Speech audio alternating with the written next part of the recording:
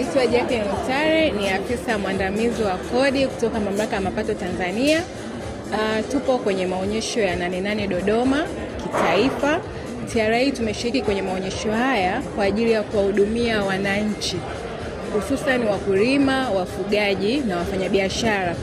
Tupo kwa ajili ya kutoa elimu ya kodi inayohusiana na masuala mbalimbali, mifumo IDRAS, na huduma ambazo tunazitoa katika maonyesho haya ya 88.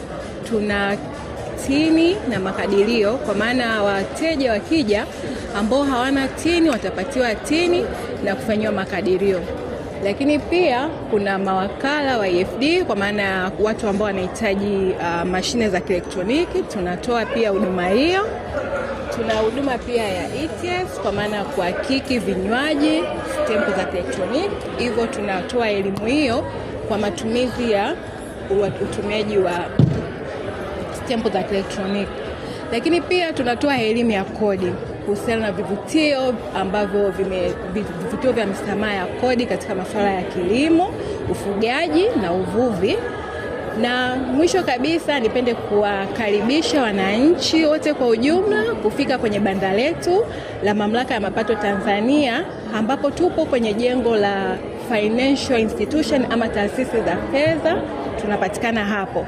Karibuni wananchi wote, wakulima wote, tupo kwa ajili ya kuwahudumia. Maonyesho ambayo yameanza tarehe 1 na yatakamilika tarehe 8 mwezi wa 8.